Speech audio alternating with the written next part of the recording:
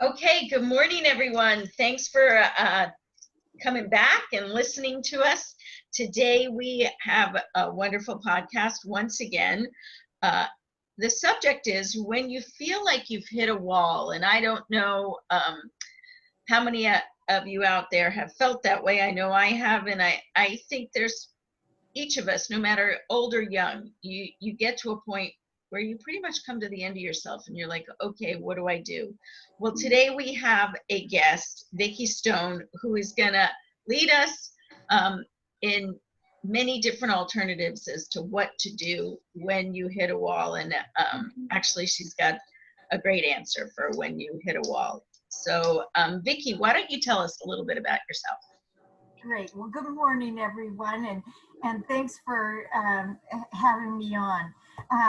One of the first things that I'm most proud about is I'm a proud mama of one son, and the reason I bring that up is one, because I love that guy, but 36 years ago, a young woman that was facing a crisis of being pregnant made the decision to choose life. And God saw fit to give that little boy to me to be his mom.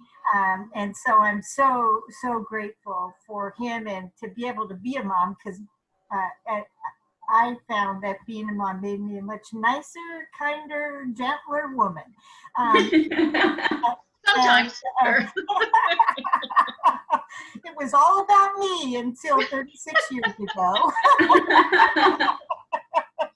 And then I think with our topic that we have, you're going to find, when I tell you a little bit about me, it sounds really good in terms of from a young age, I decided to be self-employed. I opened up my first business at 23, and that lasted for 18 years. And then I've been in the real estate industry for the last 20 years.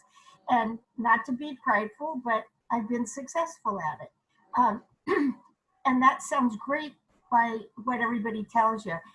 But as I learned to hit the wall, I found out some really interesting things about what motivated me to get financial security.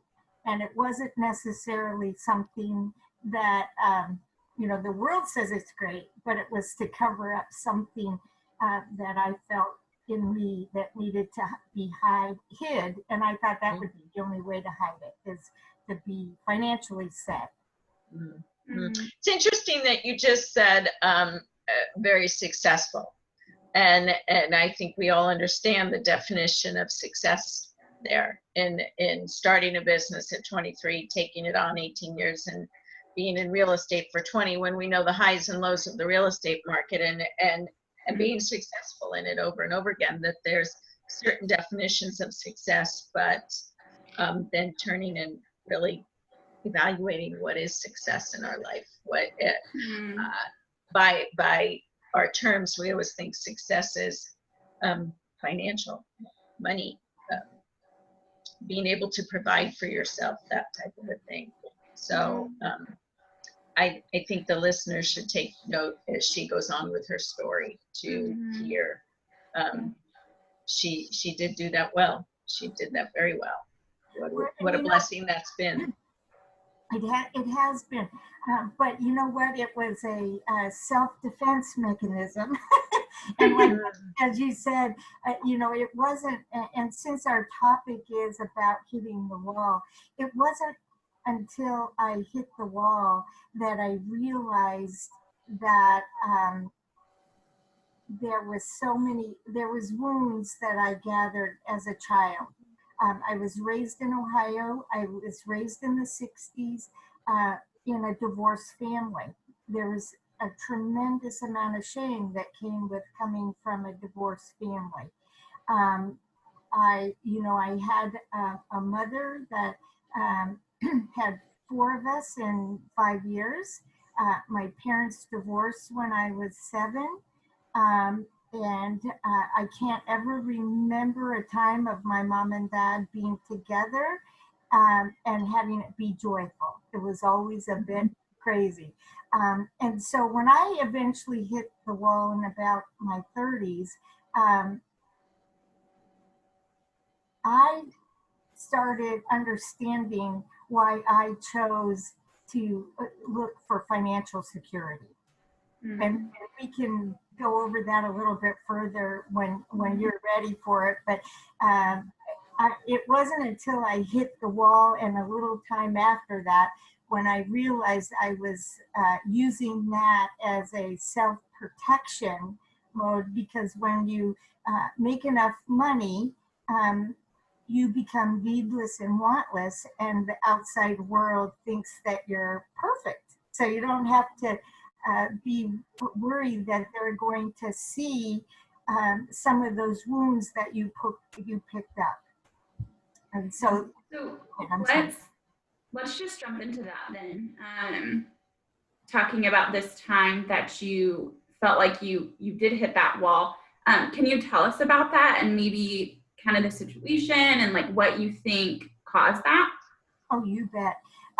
Well, for me, I, again, from my background, um, and I'm going to just jump right into that part, but from my background, and I'm going to tell you it because I understand it now. When I hit the wall, I did not understand it. But from a very young age, the message that I kept getting from my mother over and over again is that we were a burden. We were a financial burden on her.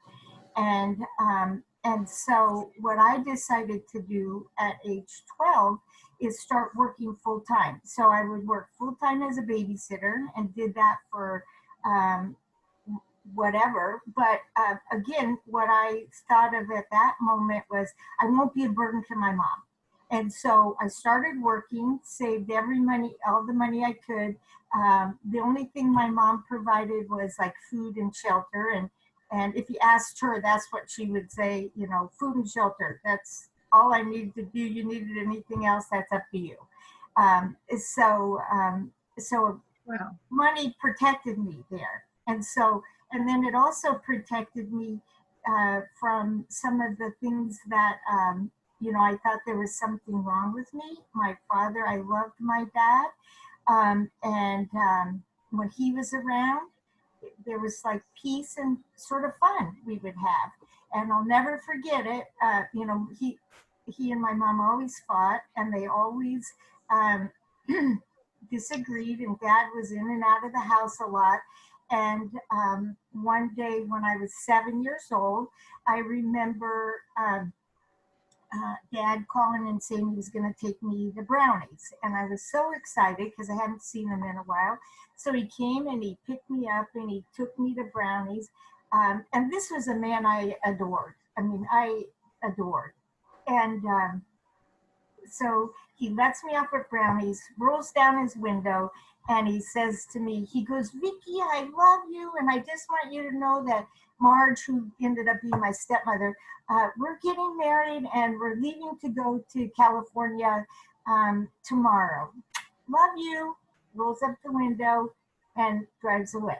And I didn't see him for 5 years in person after that because he left. But those two lies, because I remember at 7, I couldn't, after my dad left me, somebody dropped me off at home. I tried to open the front door, and I remember I couldn't open the front door, and I sat there and I said to myself at 7 years old, and I didn't know this until I started digging in after I hit the wall, and I said to myself, "Oh no, Daddy knows she's nuts and he's leaving us with her. There must be something wrong with me." So when I hit the wall, my wall was all of the skill sets I had as a young woman was I wanted to have a good marriage, and I wanted to have the family that I couldn't have when I was a child. And so for me, my business life was going well. I built a very large recruiting company. My ex-husband into working with me, and then our business started to crack. Not our business, our relationship started to crack. And when I was in my 30s, and I tried everything I knew to try to make my marriage work.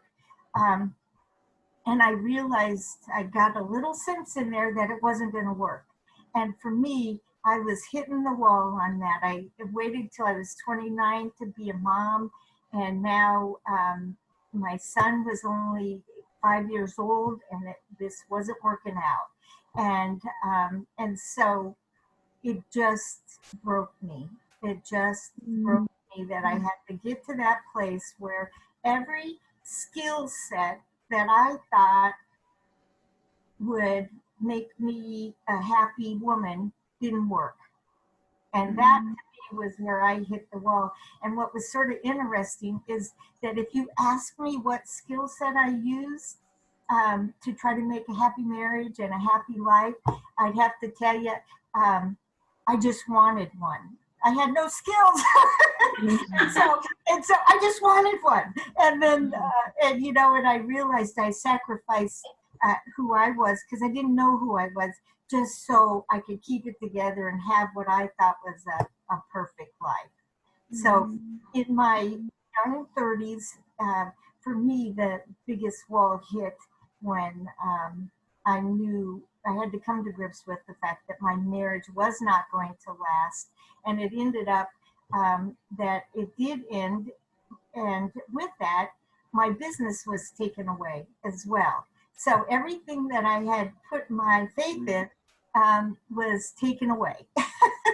Oh, wow. It's pretty crazy when you hit the wall and what you thought it was your security is now being taken away. Yeah. Wow.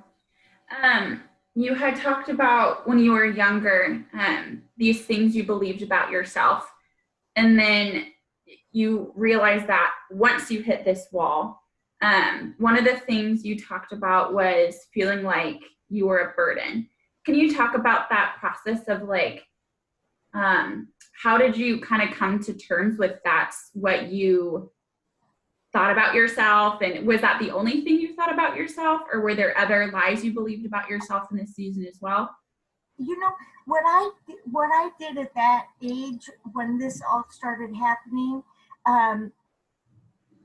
when you get, this is what, and I look back in my life and I'm so grateful, and your listeners might not like this, but I'm so grateful that I hit the wall, because what that did is it got me to the end of me. And when I was at the end of me, everything I thought I knew that would make me a happy woman, a successful woman, have a wonderful family was not working. And so I then decided I better learn some new skill sets, because I do not want my whole life to be this unhappy and miserable. And so the step I decided at that time was to get into counseling. And at that time, I became a believer when I was 24 years old. And I knew Jesus as my Savior. But I didn't totally understand him, because what I realized is I was doing the same thing to get Jesus's approval that I was trying to get my mom's approval and my husband's approval. Yeah. And so what I decided when I hit the wall was I needed help, and I needed to learn new things. And so for me to ask for help was very difficult, because again, from being a young child, what I found is that it was much safer to become needless and wantless. Go take care of yourself, go do yourself. And so when I started getting into counseling and I started the work, it took a while to identify the lies that I believe. Because you'll see, just to give you an example, we all pick up, you could ask me a question and I could assume what answer you want, and I could give you that answer. Now, in my mind, I might not believe it. And so what I found out was that there was two lies that were at the core of who I was. And so I call it sort of my filter. And what I found through the help of a godly counselor and doing a lot of hard work was, because of my experiences, the two lies that impacted me most were that I was a burden and that there was something wrong with me. If my dad would leave us with mom, who always created a problem and didn't really like us that much, and mom, who made it clear we were a burden. So, what was very fascinating is, here I was as a young woman, and I was going to get married and I was going to have a perfect life. And because I had no skill sets, um, but I was used to what I thought, everything I did got filtered through that core belief that there was something wrong and I was a burden. And so when it came time for important decisions like selecting um, a husband I was going to spend the rest of my life with, it would go through my filter. Go, I see some things I don't really like, but nobody else is going to date me. Nobody else is going to do this. Nobody is going to do this. And oh, he's handsome and he works hard, so it's okay. And so, and that's how my marriage went. I would sacrifice who I was so that he'd be happy, so I could see, everybody would look on the outside and I had this wonderful, wonderful life. So it wasn't until going through and digging deep, and it's not fun, because most people that I find in life have these kind of wounds, um, but they don't want to look at them, and they think that you just forget about them and move on. And for me, I found out that they were what was controlling me. And where the conflict came for me is when I was going through Christian counseling and I started to realize what God said about me. It didn't make sense to me. It didn't make sense that he knew I was a burden, and he knew there was something wrong with me, and yet he says, I love you, Vicki, just the way you are. And so now, as I started going through this, I realized that I got to make a choice. I was a grown woman now. And so I've got to decide, am I going to believe what my little mind picked up by age 7, and I had no choice about? Or am I going to say, here's the God that created all of the universe, and he says I'm okay, and he loves me. What am I going to do? And see, and that was the hard part. That was the hard part, is now that I'm a grown woman, I had a choice, and I wanted to be free from being able to walk into a room and have this head chatter going on. Okay, Vicki, perform, do your best, everything, so people won't know that you're a burden and there's something wrong about you. Mm-hmm. When you say you wanted to be free and you have the God said, but then your belief and the wanting to be free, but in that moment, I'm sorry, I'm going off the script. There's not a question, but I'm asking it. Okay. What God said and what your belief is, my guess is your belief had the greater amount of feeling and not authenticity at all, but the paths had already written there, so that's easier to just deflect to that. Well, I'm just a burden anyway. Well, I know what God says, but I'm just a burden anyway. Is that something that you battled there? Because what God says is truth, but we don't always feel it. So how do we take this 29 years and move it to God's truth? And it's just not like you wake up and go, okay, this is truth, so here I am, free. No, doesn't happen. No, it doesn't happen that way. And you know what? It took a long time. And this is what's sort of funny. I'm a very stubborn woman, and because I had No. Who would have thought? because I had such great defenses up, self-defense mechanisms, you'll get a real laugh about this one. When I hear that God loves me, I would just smile and say, mm-hmm. And then I would go home and I would make a list on why God shouldn't love me. I mean, I wouldn't write it down, but I would, and then I talk to God and I go, God, I got this and this and this and this and this and this. I don't think you should love me. And I can't tell you how long that was my truth. And then finally, one day, I decided, I go, Vicki, how stupid are you that the God of all the universe is saying, I love you, and you're not willing to accept it. And so that day I remember saying to him, okay, God, I don't think you should, but if you do, who am I to say that you're stupid and you picked the wrong person? So, so I finally, it took me a while to let go of control and just be willing. So it's not an easy journey at all, Tammy. It's one where it's what I was willing to do was to put new information into my mind. And as I committed that I wanted to learn new ways to conduct my life, new ways to think, and my motivation is that I never wanted to be in this place again where I felt so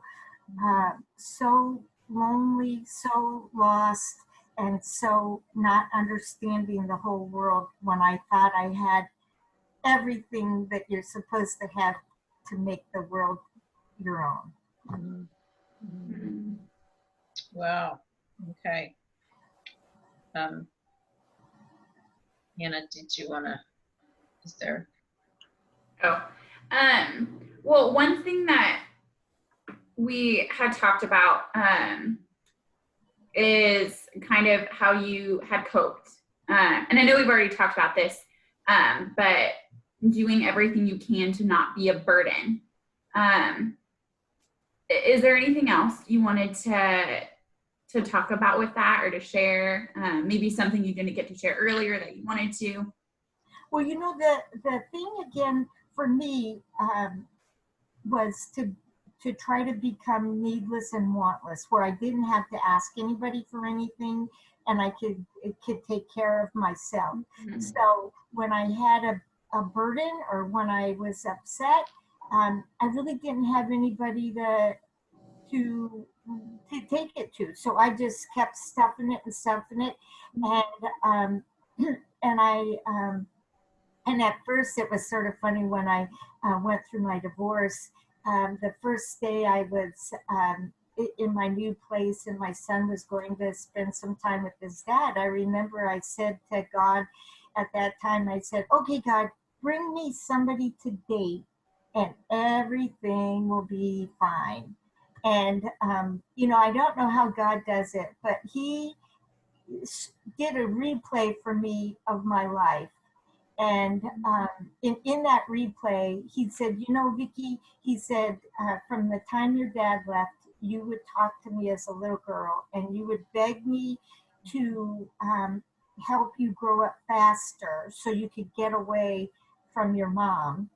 And then you got married at a young age, and 4 years into your marriage, you realized your husband didn't love you. And so for the next 14 years, I would hear you talking at night, saying, oh God, I'm going to do this and this and this and this. And tomorrow maybe he will love me. And then the Lord, again, how he does it, I don't know, but it was very clear. He then shared with me, he says, you know, Vicki, you've spent 36 years of your life wishing away today in hopes that tomorrow would be better.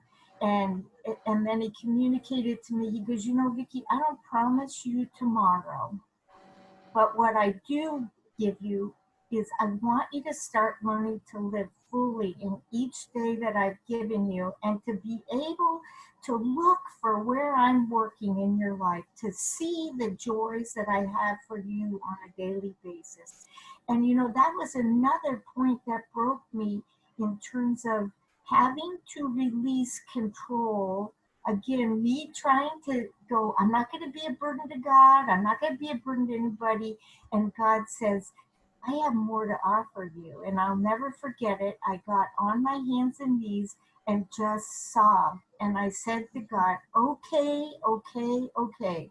Whatever it's going to take for me to learn to be the woman you want me to be, and that I don't have to be in this place again.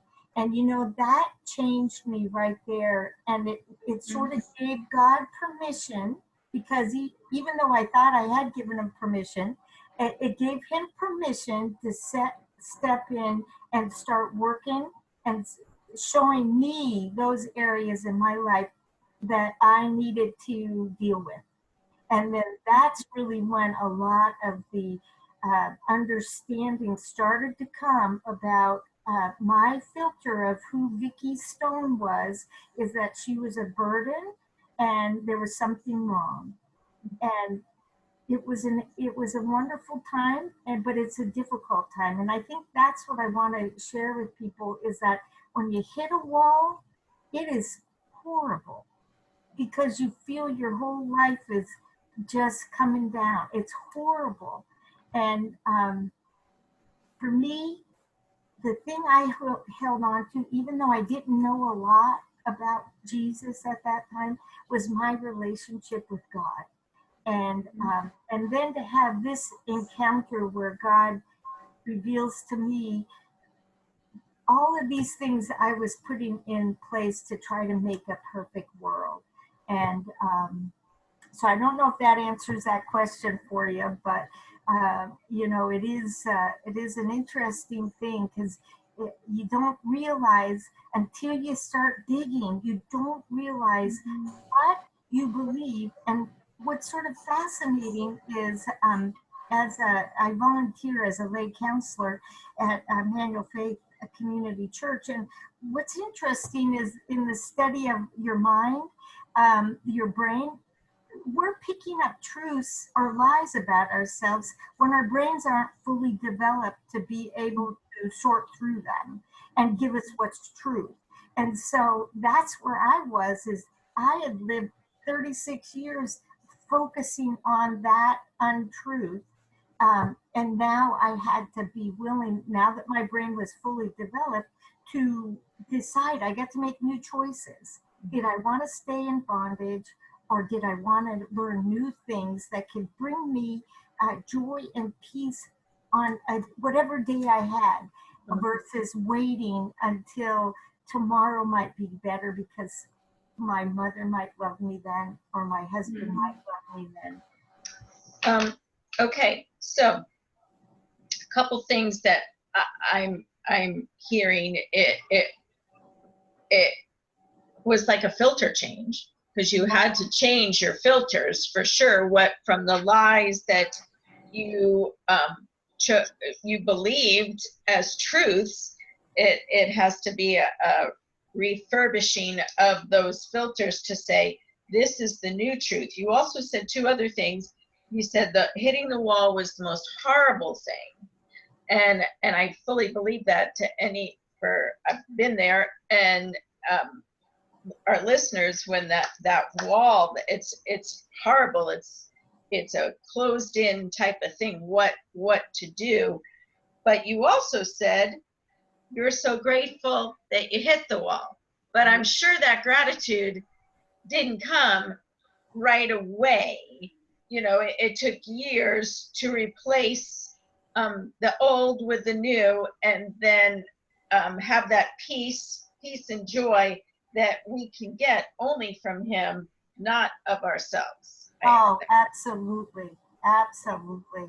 So what can you what can someone do when all of what they know no longer works? That clearly is hitting the wall, because it's like we have our Hannah mentioned the word coping, and that's a great phrase in it, but it's like, okay, we're moseying along in life, and this works. If this happens, I'll do this. If she says this, I'll do that. If he says this, I'll do this, and then, bam, you hit the wall, and that no longer works. So, what? I'm sure there was some self-reflection and a, probably not probably, there was a crisis of belief and an identity crisis, because the Vicki who you thought the burden and something wrong with you and needless and wantless had to be replaced by the daughter of the Most High King, who loves you no matter what, is wanted, is loved, is not a burden. Yes. And he made you as you are to be who you are. Yes.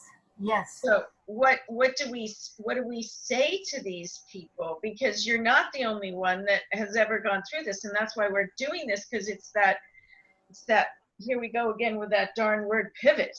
A crisis of belief and pivoting from what was to what is, and knowing that if this happens to you today, listeners, tomorrow ain't going to be much better right away. Right, exactly. And it's a painful journey.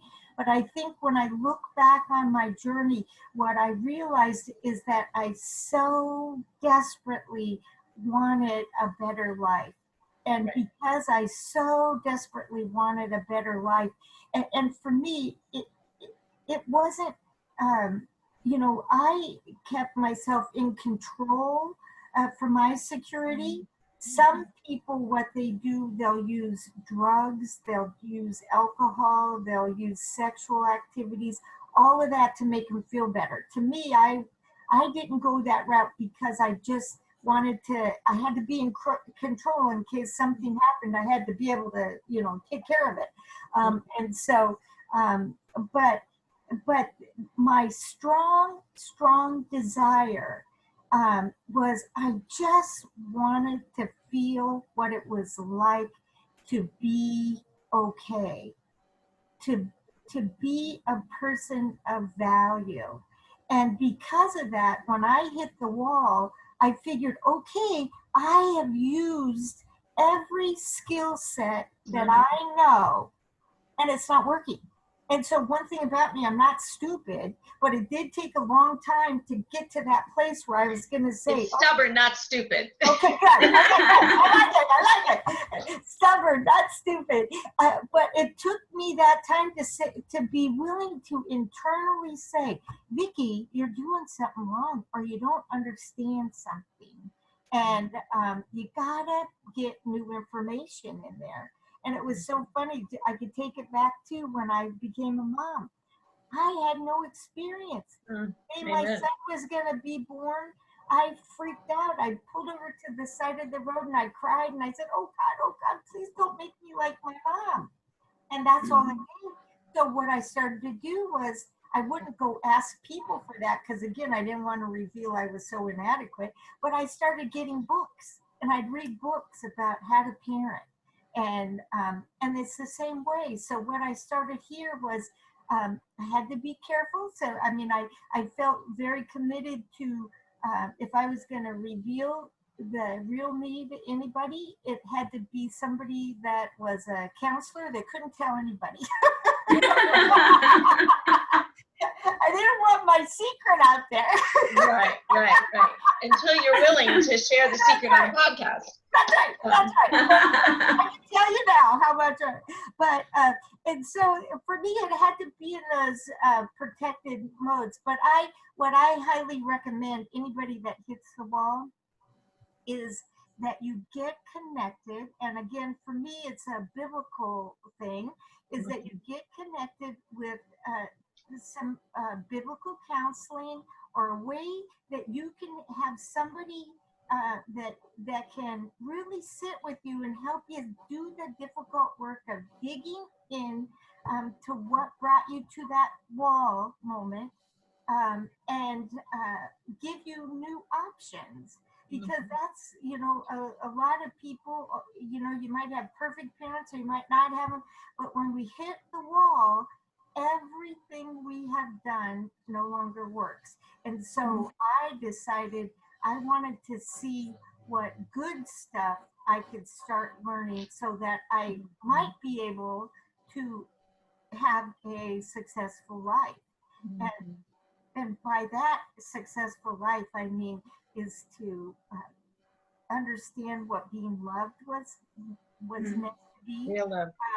Real love. And I remember one time I was reading a book on preparing my son for adolescence, and there was a thing in there that said about, somebody that really loves you, you don't have to agree all the time.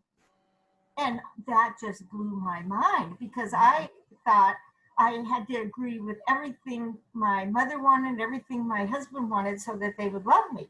So, it's just that deep desire that I want more. I want more. And you got to be willing. And I'll never forget this. It was a wonderful thing.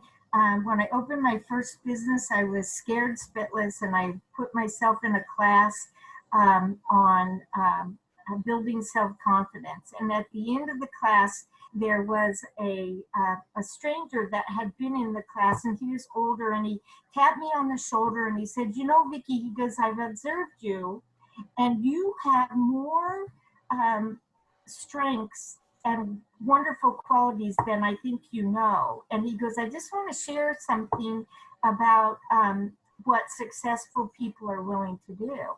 And you can use success in whatever term you want. But he said that the commonality in successful people is that they are willing to do the new, right, uncomfortable thing until it becomes comfortable.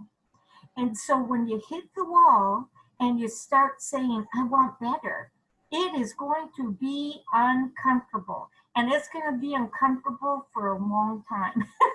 But what you do is that you start getting new, good information. And as you start applying that new, good information, it'll start getting easier, and it'll be your new habit. And the sadness is if you don't do that, if you hit the wall and you decide to stay the same, you're going to just keep recreating that same trauma. And when I went back and looked, what was so fascinating is I married a male version of my mother. And so that same world where it was all about them, I created as a grown woman. So what hope does somebody have as they hit this wall, they have no idea how to move forward, they are just kind of at a loss? Is there hope for somebody that's in this place? Absolutely, absolutely. And one of the first things I would suggest to them is if they don't know Jesus Christ as their Lord and Savior, I would say this is the perfect time to look up. And God tells us God tells us in John 3:16, it says, "For God so loved the world that He gave His only begotten Son, that whoever believes in Him shall not perish but have eternal life." And this is a thing that's so important too. It said here, "For God did not send His Son into the world to judge us, but He sent us into the world to save us." And that is the PowerPoint. If you don't know Him, make today be the day you do, because I know with that power, that was what I didn't know all about God, but I knew Him as my Savior. And as I hit the wall, it was His power in me that enabled me to face these difficult decisions and difficult truths about myself so that I could move through. And I remember as I started allowing Him to do the work and change in me that He wanted to do, I found a verse that is that I absolutely loved, and it's Galatians 5:1. And I'm a bad memorizer, so I'm going to read it to you. It is for freedom that Christ sets us free. Therefore, keep standing firm and do not subject again and do not be subject again to a yoke of slavery. So that's what I felt when I hit the wall, is that I was in chains.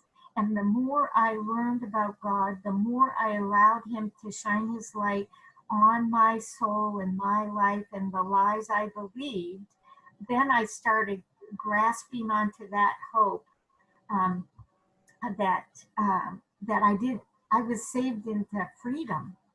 I don't have Mm. to be a slave to drugs. I don't have to be a slave to sexual relations. I don't have to be a slave to worry or any of those things, because I've been set free. But it's interesting because it says in there we have to stand firm. And that's Mhm. what my nature, I'm going to stand firm. I'm going to learn. I'm going to learn the new things, even though I don't want to, because I know the things I tried before didn't get me the results I wanted. So it's really that, where you have to make a decision, and if you decide you don't love, then you got to ask for help. Yeah. And help, as you know, with me, Hannah, do I volunteer at Emmanuel Faith Community Church. We have a wonderful care and counseling ministry where we meet with individuals, both men and women, on a one-on-one, and we help them get in there and start digging out to see what lies that they might be believing, and then sharing with them what God thinks. And, I'm going to tell you one other quick story, and then you could be rid with me. But when I was just starting and really getting close to hitting the wall, I had a woman that worked with me, a wonderful, godly woman. Um, and I figured out that she could see some of my weaknesses, and it really freaked me out. So because she worked for me, I decided I could be mean to her because she worked for me. And so I kept pushing her away, pushing her away. And she knew I knew the Lord, and she knew what was going on in my life. But the closer she got to penetrating my self-defense, I kept pushing her away. And one day, this changed my life and made me understand that God was not like my mother and not like my husband. And she walked up to me one day, and truly, I had been mean to this woman. I mean, just because I didn't want her to know how broken of a person I was. But she walked up to me as I was sitting at my desk, and she whispered in my ear, and she said, "Vicki, this is what God thinks of you." And she gave me this little plaque. I don't know if you can see it, but on it, it's just a little plaque, and it says, "I love you just the way you are." And I immediately got out of my chair. I drove home and I cried for 3 days, and it still makes me cry, because that woman, and this is what you'll find when you start this journey of I want something new. That woman, God used that woman to bring home a truth to me that I didn't understand, and that was that I was enough. I was enough for God. And I didn't have to keep my old pattern going, and that really was so impactful, because it was the first time I got a glimpse of what love was supposed to be. That you're enough in who you Yeah. are. I love how the Lord does that. He brings people into our lives without us even looking, without us seeking out, Yeah. to speak truth, to see us, even when we're not being loving to them, Yeah. that they love us, and they speak truth even when we don't want to hear it. So another question for you. If you were sitting down having coffee with one of our listeners that just feels like they've hit their wall, what's like one final little thing you would say to them? Get help. Mm. Go, and that isn't just from people that um, that you like, but go get help. Go, if there's somebody in your life that you think has it together, maybe start there and go talk to them. If they, let's say you hit the wall over your marriage, I would look for people that appeared to have a good marriage, and I would go alongside them and sort of try to observe what do they do that I don't understand. Or a good mother, the same thing. Also, there's just lots of, and coming to you guys, being able to come there and say, I need help. And you guys have so many resources available. But remember that, that when you hit the wall and you do not know where to go, that's a good thing, because you realize you got to learn new things. And that's the biggest thing, is if you can understand that you're not alone and it's not over with, that you can make a decision to change, and you can make a decision to start replacing things that have brought you to that wall. You can start adding new things, but knowing it is not going to be comfortable. That you got to be willing to be uncomfortable, but your desire for something better can drive you through the uncomfortableness to get to the other side. Yeah. And I think too, recognizing like getting help, that doesn't mean you're weird. That doesn't mean there's something terribly wrong with you.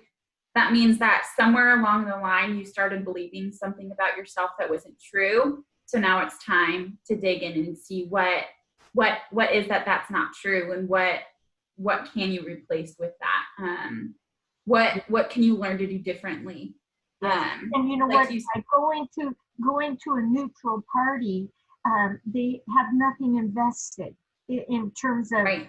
They can tell you truth that maybe if you go to the people that helped you get to the wall, their truth about you might be totally different than what the real truth is about you. Yeah. No, that's so good. Okay, so one thing that we ask every single one of our guests, what is a recent challenge that you've overcome? Oh gosh, the recent challenge I've overcome is I'm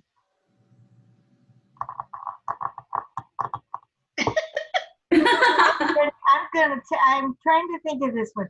You know what? I think it is. It's been with my work again, in terms of with what's going on, COVID, and then with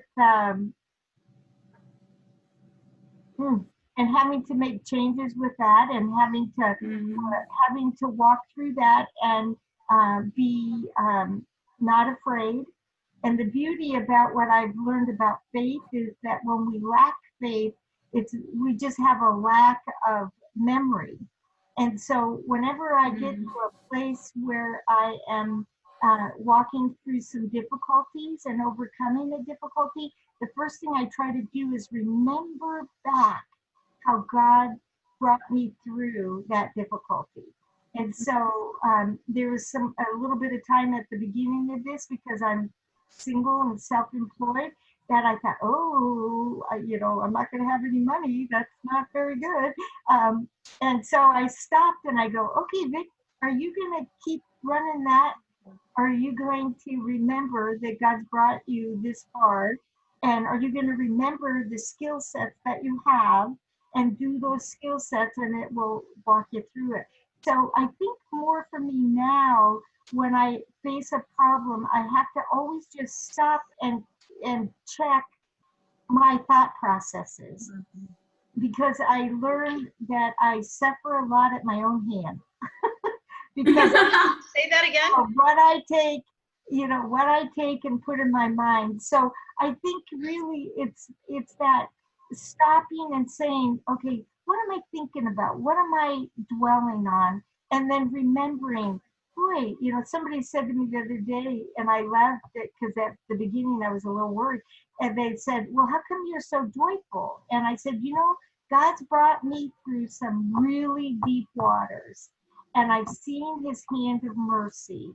And when I know that he won't let me go, even in this, I'm going to be okay.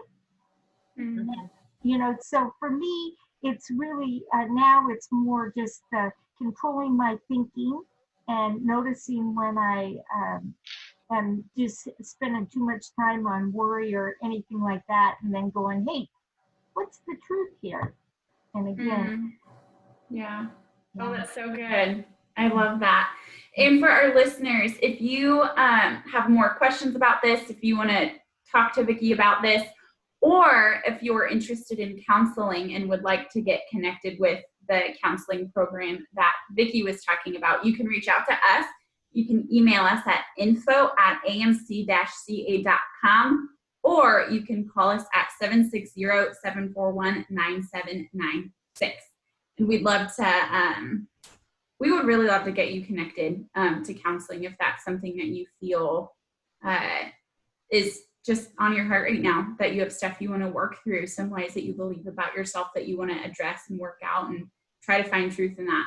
We would be so happy to point you towards the direction of counseling. Yeah. Mm-hmm. And go ahead. Vicki, I just want to thank you for being on, and I have a whole page of stuff that you wrote that or that you said that I wrote that you and I can talk about later. I just love it, you know. Suffer a lot at my own hand. That's interesting. So I know that the listeners got a lot out of this. There's no question that not just one thing, but many, many things. So we appreciate you taking the time, being on here, and know it was probably uncomfortable at some part, but we are grateful that you said yes. Oh, well, thank you. I was scared. You guys made it easy. Oh, good. Thank you so much. All right. And for our listeners too, again, if you are interested in counseling, please, please, please reach out. We would love to set you up. I have gone counseling. Tammy has, Vicki has. It's powerful, life-changing. So if you're at all interested, please reach out. Thank you all for listening. We love getting to talk to you guys and share our special guests with you. If y'all want to connect with us, you can do so on Instagram. We are at Alternatives MC, and then Facebook, we are just Alternatives Medical Clinic. Talk to y'all soon.